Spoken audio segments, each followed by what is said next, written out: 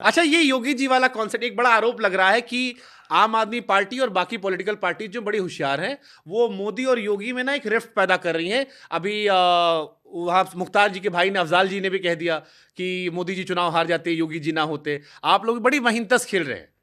नहीं नहीं, देखिए, आप योगी जी के समर्थकों से जाके पूछ लीजिए। अच्छा, योगी मोदी में बेहतर कौन है संजय सिंह की नजर में? योगी जी के समर्थकों से जाके पूछ लीजिए ना। देखिए, व्यक्तिगत तौर पे मैं किसी की लड़ाई की बात नहीं कर रहा, हाँ, लेकिन अगर आप मुझसे पूछेंगे हाँ। तो मेरा शुद्ध रूप से विरोध भारतीय जनता पार्टी की विचारधारा से है, हम्म। और वो विचारधारा है नफरत की विचारधारा। हम ना तो पाकिस्तान हैं, ना हम तालिबान हैं, हम हिंदुस्तान हैं और हम मिल के रहना चाहते योगी हैं। मोदी में बेहतर नेता तो कौन? नहीं, ये बहस का विषय ही नहीं है। आप पूछिए कि इस पार्टी की कौन कौन सी आइडियोलॉजी आपको पसंद है, कौन सी नापसंद है। अच्छा, चलिए तो मैं उस पर बात करता दूसरे हूं। तरीके से कान घुमा के पकड़ते हैं। अगर जैसे आप कह रहे हैं कि योगी मोदी जी में रिफ्ट चल रहा है, मान लीजिए रिफ्ट हो जाता है, अलग हो जाते हैं और योगी जी अपना अलग पॉलिटिकल पार्टी बनाते हैं, आम आदमी पार्टी सपोर्ट करेगी? काहे हम सपोर्ट करेंगे भाई? अरे, आप कांग्रेस को सपोर्ट कर हमारी सकते आम हैं। आदमी पार्टी है, योगी जी की अपनी विचारधारा है, मोदी जी की अपनी विचारधारा है।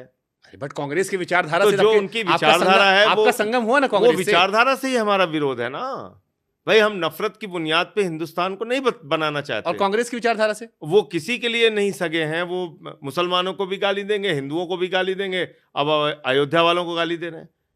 एक दलित समाज का व्यक्ति अयोध्या से सांसद बन गया, आप गालियां देंगे अयोध्या के लोगों को? वहां पे घर आप तोड़ रहे हैं, पुरातन मंदिर आप तोड़ रहे हैं। आपने मंदिर का उद्घाटन, अधूरे मंदिर का उद्घाटन कर दिया शंकराचार्यों के विरोध के बावजूद। और अब जब प्रभु श्री राम ने आपको संदेश दे दिया कि हमने रावण का अहंकार बर्दाश्त नहीं किया, मोदी जी आपका भी अहंकार बर्दाश्त नहीं करेंगे और हराएंगे। राम पथ गमन मार्ग तो जानत हो गया ना आप। अच्छे से। सुल्तानपुर, प्रतापगढ़, प्रयागराज, कौशाम्बी, चित्रकूट, अयोध्या से लेकर चित्रकूट तक एको सीट ना जीता है सब। आप पूरा अवध हारे हैं, खाली पूरा अवध हारा है। कैसरगंज खाली जीता, गोंडा कैसरगंज। तो आप सोचिए ना, जिस जिस रास्ते से भगवान श्री राम गुजरे, वो पूरा का पूरा चुनाव हार गए ये लोग। गाना क्या बनाया चुनाव में? जो राम को लाए हैं हम उनको लाएंगे।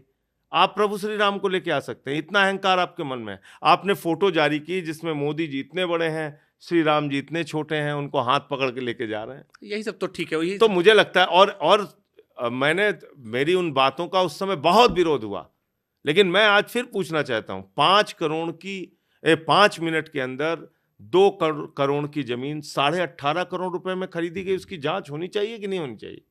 उसके डॉक्यूमेंट्री एविडेंस है। ये आपने इंपॉर्टेंट सवाल उठाया, और यही सारे जो विषय बता रहे हैं, यही हार की वजह भी मोटा मोटा बने। लेकिन एक सवाल और, हार की वजह संविधान और आरक्षण भी बना। अब वो तो आप पता कीजिए। हाँ, बिल्कुल जाहिर बात है, यूपी से ताल्लुक ये बिल्कुल रखते जाहिर हैं। बात है। गांव देहात में ये वाला मैसेज भी जो था लंबा चला, ये गया, अहंकार ये गया, बहुत सारे और चला। इश्यूज थे। लेकिन जीतने के बाद एक क्लिप वायरल हुई सर, अयोध्या के सांसद से एक इंटरव्यू में पूछा गया कि जय सिया राम, तो मुस्कुरा दिए। फिर कहा गया जय सिया राम, तो फिर मुस्कुरा दिए। तो वो बड़ा बच रहे थे देखिए, आइडियोलॉजी को लेकर। संजय सिंह तो नहीं बचते जय सिया राम से। मैंने तो नारा लगाया, तो भाजपा ही नारा नहीं लगा रहे थे। कौन सा? यही उन्होंने एक बार, क्या हुआ मुझे चिढ़ाने के, देखिए इन बड़ी दिक्कत की बात क्या हो जाती है कि आप भगवान का जयकारा भी चिढ़ाने के लिए लगाने लगते हैं। तो एक बार भाजपाइयों ने, पार्लियामेंट की घटना है, विपक्ष के और सत्ता पक्ष के भी कुछ सांसद, अगर आप अकेले में पूछेंगे तो बताएंगे, तो उन्होंने मुझे देख के कहा जय श्री राम। मैंने कम से कम 10 बार जय सिया राम बोला, एक भाजपाई नहीं बोला। ये सत्य घटना बता रहा हूं आपको। फिर मैंने कहा वंदे मातरम, फिर नहीं बोला। फिर मैंने कहा भारत माता की जय, फिर नहीं बोला। मैंने कहा देखो ये है इनका चरित्र असली। तो सब फिर हंसने लगे। ये घटना पार्लियामेंट के अंदर की है, तो आप चिढ़ाने के लिए क्यों नारा लगाते हैं भाई? चिढ़ाने के लिए क्यों जयकारा लगाते हैं? आपके मन में है, आप बिल्कुल जयकारा लगाइए, दिल से लगाइए। और संजय सिंह अगर लगाएंगे तो आप नहीं लगाएंगे। अच्छा देखिए, ये कितनी अच्छी बात है, इन लोगों ने कैसे बदनाम किया। पहुंच गए 4 लोग कार्ड लेके, हाँ भाई शुभांकर मिश्रा जी को आज हम कार्ड देके आए, और देखते हैं कि वो मंदिर के शिलान्यास में आते हैं कि नहीं, उद्घाटन में आते हैं नहीं, और आप राम विरोधी और फलाना है और ढिमका है। हमारे घर के आगे वैष्णो मंदिर है, क्लास 9th में मैं पढ़ रहा था, तब से चंदा इकट्ठा करके हमने उस मंदिर का निर्माण करवाया और अब वहाँ का संचालन हमारे बगल के एक श्रीवास्तव जी की फैमिली है वो करती है। मैं अगर कल को कहूँ कि भाजपा वाले आइए वैष्णो मंदिर का भंडारा है, आएगा कोई भाजपाई? एक भी भाजपाई आएगा क्या, बताइए आप? नहीं, बट वैष्णो तो नहीं मैं एक उस वक्त नहीं मैं आपसे कहना क्या चाह रहा हूं कि आप राजनीतिकरण क्यों करते हैं इन मुद्दों का? अगर आपके मन में ईमानदारी थी तो शिलान्यास के मौके पर आनंदीबेन पटेल जा सकती हैं, भागवत जी जा सकते हैं, आपके योगी आदित्यनाथ जी जा सकते हैं, प्रधानमंत्री उसका शिलान्यास करेंगे, राष्ट्रपति जी क्यों नहीं जाएंगे? कई चर्चाएं सर, ये जो नहीं श्री रामनाथ कोविंद जी क्यों नहीं जाएंगे? ये जो आप बातें कह रहे हैं, इसलिए नहीं गए क्योंकि वो दलित समाज से हैं, वो मन में भेद है आपके, ये मेरा आरोप है। ये तो बीजेपी वालों से अब आ जाइए फिर दोबारा, पूछेंगे उनसे हम। आइए फिर दोबारा आइए। हाँ। जब उद्घाटन होता है मंदिर का उस समय भी भागवत जी जाते हैं, आनंदीबेन पटेल जी जाती हैं, योगी आदित्यनाथ जी जाते हैं, उद्घाटन खुद मोदी जी कर रहे हैं, मौजूदा राष्ट्रपति श्रीमती द्रौपदी मुर्मू जी नहीं जाएंगी क्योंकि वो आदिवासी समाज से हैं।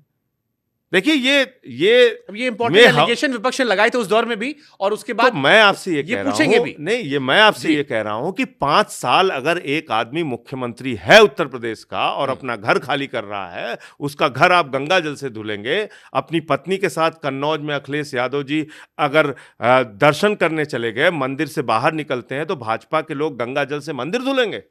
Do you really ये नफरत नहीं है? ये होता है, आप मानते हो पूरे यकीन से? अरे वो तो कैमरे पे आके बोले बीजेपी के लोग, वो रिकॉर्डिंग आपके पास होगी, नहीं तो अपने चैनल में दिखा दीजिए। उसकी नहीं, बिल्कुल नहीं, किया। ये जैसे अयोध्या वाली बात आप कह रहे हो, आपको लगता है वहां कोई दलित समाज से नहीं था? वहां तो मुसलमानों को जगह मिली थी। नहीं, अरे भाई 2-3 दाढ़ी वाले भी दिख रहे थे। राष्ट्रपति को क्यों नहीं बुलाया फिर? अब ये तो पूछेंगे उनसे हम जब मिलेंगे सामने से। जरूर, ठीक है। एक मैं सवाल चाहूंगा कि आप जरूर, मैं अयोध्या वाले विषय पे जरूर पूछूंगा जब भी मेरा संवाद होगा, मैं आपको टैग भी करूंगा।